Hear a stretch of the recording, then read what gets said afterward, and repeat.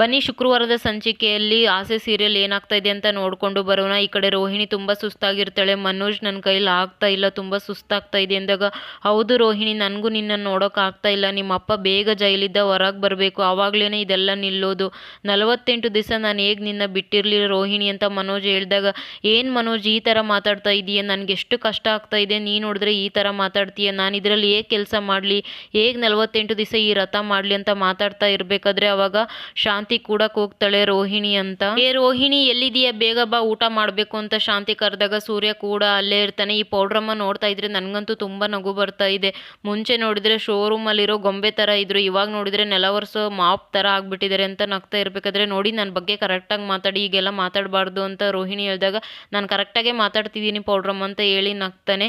ಏ ರವಿ, ನೀನು ಕೂಡ ನೋಡ್ಕೊಳ್ಳೋ, ಈ ಸೋಂಪಾ ಪುಡಿ ತಂದೆ ಜೈಲಿಗೆ ಏನಾದರೂ ಹೋದ್ರೆ ನೀನು ಹೆಂಡ್ತಿನೂ ಕೂಡ ಇದೇ ಥರ ರಥ ಮಾಡಿಸ್ತಾರೆ ಈ ಸಕ್ಕರೆ ಬೈಲು ಅಂತ ರವಿಗೂ ಕೂಡ ಹೇಳಿದಾಗ, ಯಾಕೆ ಈ ಥರ ಮಾತಾಡ್ತಿದ್ದೀರಾ, ನಮ್ಮಪ್ಪ ಯಾಕೆ ಜೈಲಿಗೆ ಹೋಗ್ತಾರೆ ಅಂತ ಸೋಂಪಾ ಪುಡಿ ಕೇಳ್ತಾಳೆ. ಯಾಕಂದ್ರೆ ಅವ್ರು ಕೂಡ ಹಾಗೆ ತಾನೇ, ಹೋದ್ರು ಹೋಗ್ಬೋದು ಅಂತ ಸೂರ್ಯ ಮನಸ್ಸಲ್ಲಿ ಅನ್ಕೊಳ್ತಾ ಇರ್ತಾನೆ. ಏನು ಶಾಂತಿ ಇದು, ರೋಹಿಣಿ ತುಂಬ ಕಷ್ಟ ಆಗುತ್ತೆ ತಾನೆ, ಲಾಯರ್ ಎಲ್ಲ ಕೂಡ ನೋಡ್ಕೊಳ್ತೀನಿ ಅಂತ ಹೇಳಿದ್ದಾರೆ, ಅವ್ರು ಬಿಡಿಸ್ಕೊಂಡು ಬರ್ತಾರೆ ಬಿಡು, ರೋಹಿಣಿಗೆ ತುಂಬ ಕಷ್ಟ ಆಗುತ್ತೆ ಅಂತ ರಂಗನಾಥ್ ಹೇಳಿದ ತಕ್ಷಣ, ಅಯ್ಯೋ ರೀ ಏನು ಮಾತಾಡ್ತಾ ಇದ್ದೀರಾ, ಅವ್ರ ತಂದೆಗೋಸ್ಕರ ಅವಳೊಂದು ರಥ ಮಾಡೋಕ್ಕಾಗಲ್ವಾ, ಅವರು ಮಲೇಷ್ಯಾದಲ್ಲಿರುವಂಥ ಕೋಟ್ಯಾಧಿಪತಿ, ಅವ್ರಿಗೋಸ್ಕರ ನಾವು ಒಂದು ಸಣ್ಣ ಪೂಜೆ ರಥ ಮಾಡಿಲ್ಲ ಅಂದರೆ ಹೇಗೆ ಹೇಳಿ, ನನ್ನ ಮಗಳು ನಾನು ಹೊರಗೆ ಬರಲಿ ಅಂತ ಇಷ್ಟೆಲ್ಲ ಮಾಡಿದಳೆ ಅಂತ ಅವ್ರಿಗೆ ಗೊತ್ತಾದರೆ ಎಷ್ಟು ಖುಷಿ ಪಡ್ತಾರೆ ಹೇಳ್ರಿ.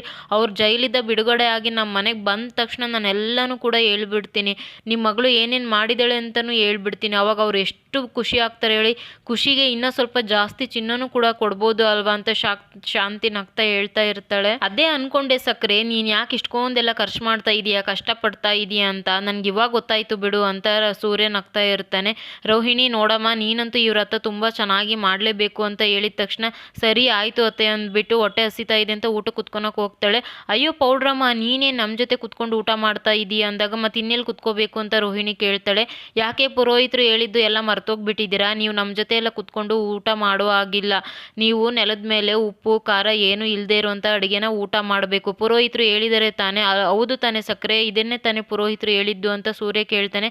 ಹೌದು ಅಮ್ಮ, ನೀನು ರಥದ ಬಗ್ಗೆ ಹೇಳಿದರೆ ತಾನೇ, ನೀನು ಮನೋಜ್ ಪಕ್ಕ ಮಲ್ಗೋಂಗಿಲ್ಲ, ನಿನ್ಗೆಲ್ಲನೂ ಕೂಡ ನೆನ್ಪಿಟ್ಕೊಂತ ಹೇಳಿದ್ದೆ ತಾನೇ, ಎದ್ದೇಳು ಮೇಲೆ ಎದ್ದೋಗಿ ನೆಲದ ಮೇಲೆ ಕುತ್ಕೊಂಡು ಊಟ ಮಾಡು ಅಂತ ಹೇಳ್ತಾಳೆ. ಅಯ್ಯೋ ಅತ್ತೆ, ಊಟಕ್ಕೆ ಕೂತಿರೋರ್ನ ಮಧ್ಯದಲ್ಲಿ ಆಗೆಲ್ಲ ಎದ್ದೇಳಿಸ್ಬಾರ್ದು ಅತ್ತೆ ಅಂತ ರೋಹಿಣಿ ಹೇಳಿದಾಗ, ಎದ್ದೇಳೆ ಮೇಲೆ ಅದೆಲ್ಲ ಏನಿಲ್ಲ, ಇವಳು ನನ್ಗೆ ಹೇಳಕ್ ಬರ್ತಾಳೆ, ಹೋಗು ನೆಲದ ಮೇಲೆ ಕುತ್ಕೊಂಡು ಊಟ ಮಾಡು, ಆಮೇಲೆ ಮೀನಾ ಮಾಡಿದ್ದು ಏನು ಅಡುಗೆನೂ ಕೂಡ ನೀನು ಊಟ ಮಾಡೋಗಿಲ್ಲ, ನಿನ್ಗೇನು ಬೇಕೋ ಅದನ್ನು ನೀನೇ ಮಾಡ್ಕೊಂಡು ಊಟ ಮಾಡಬೇಕು ಅಂದಾಗ, ಅಯ್ಯೋ ಅತ್ತೆ ನಾನು ಅಡುಗೆ ಮಾಡ್ಕೋಬೇಕು ಅಂದಾಗ, ಹೌದು ನಿನ್ನ ರಥಕ್ಕೆ ನೀನೇ ಅಡುಗೆ ಮಾಡ್ಕೋಬೇಕು, ಅಯ್ಯೋ ಬಾ ನಾನು ನಿನ್ನ ಜೊತೆ ಬರ್ತೀನಿ, ಆಮೇಲೆ ನೀನೇನಾದರೂ ರಥ ಭಂಗ ಮಾಡಿಬಿಟ್ರೆ ಯಾಕೆ ಬೇಕು, ಬಾ ರೋಹಿಣಿ ಮಾಡು ಅಡುಗೆ ಅಂತ ಕರ್ಕೊಂಡು ಹೋಗ್ತಾಳೆ. ಅವಾಗ ರೋಹಿಣಿ ಕೂಡ ಅಡುಗೆ ಮಾಡ್ತಾ ಇರ್ತಾಳೆ. ಇದನ್ನು ಸೂರ್ಯ ನೋಡಿಬಿಟ್ಟು, ಇಷ್ಟು ದಿನ ಮೀನಾ ಎಷ್ಟು ಕಷ್ಟಪಟ್ಟು ಅಡುಗೆ ಮಾಡ್ತಾ ಇದ್ಲು ಅಂತ ಇವಾಗ ಪೌಡ್ರಮ್ಗೂ ಕೂಡ ಗೊತ್ತಾಗುತ್ತೆ ಅಂತ ನೋಡಿ ಮಾತಾಡ್ತಾ ಇರ್ತಾನೆ. ಇನ್ನು ಅಡುಗೆ ಎಲ್ಲ ಆದಮೇಲೆ ರೋಹಿಣಿ ಪಾತ್ರೆ ಎಲ್ಲ ಬಿಸಾಕಿ ಹೋಗ್ತಾ ಇರ್ತಾಳೆ.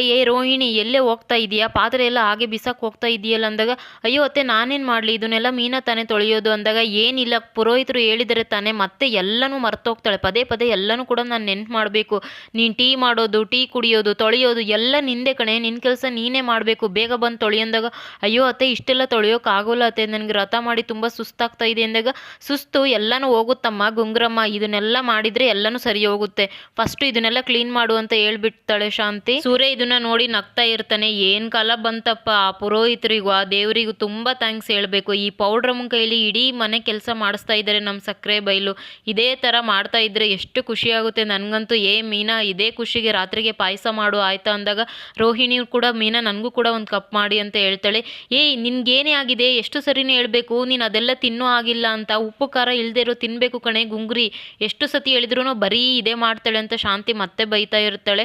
ಎಲ್ಲ ಮನೆ ಕೆಲಸನೂ ನೀನೇ ಮಾಡಬೇಕು ಅಂತ ಶಾಂತಿ ಹೇಳಿ ಹೋಗಿದ ತಕ್ಷಣ, ಇವಳು ಅತ್ತೆ ಎಲ್ಲ ಕತ್ತೆ ಅಂತ ರೋಹಿಣಿ ತುಂಬ ಬೈತಾ ಇರ್ತಾಳೆ. ಅದನ್ನಂತೂ ಸೂರ್ಯ ನೋಡಿ ತುಂಬ ನಗ್ತಾ ಇರ್ತಾನೆ.